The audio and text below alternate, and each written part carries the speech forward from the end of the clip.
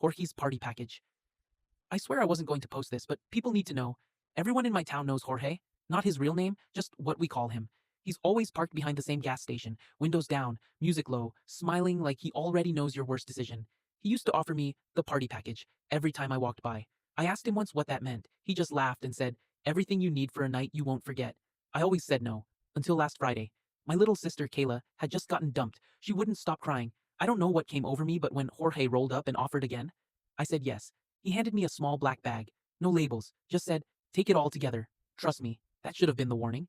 We waited until our parents were asleep, put on music, tried to make it fun. At first, it was. Everything felt warm, heavy, like the world slowed down just for us. Then Kayla started laughing. Not normal laughing, like she couldn't stop, like it hurt. Then she pointed at the corner of the room and said, "Who's that?" There was nothing there. But she kept staring, laughing harder, then crying, then whispering. I told her to knock it off. She grabbed my arm so hard it bruised and said, "He came with the package." That's when I saw it.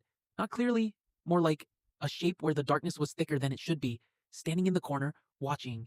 I tried to turn on the lights, but they wouldn't work. My phone screen dimmed on its own.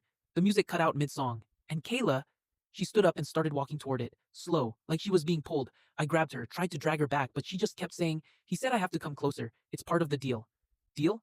I never made a deal, but Jorge did. That thing moved, not walking, just suddenly closer, right behind her. I swear I felt breath on the back of my neck. I dragged Kayla out of the room and locked us in the bathroom. We stayed there until morning. When we finally came out, the corner was empty, but the bag, gone. And Kayla, she won't talk about it. She just sits in her room now, staring at the corner like she's waiting for something.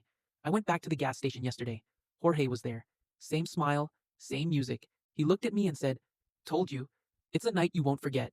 Then he leaned closer and whispered, "Next time, don't leave before the package is finished."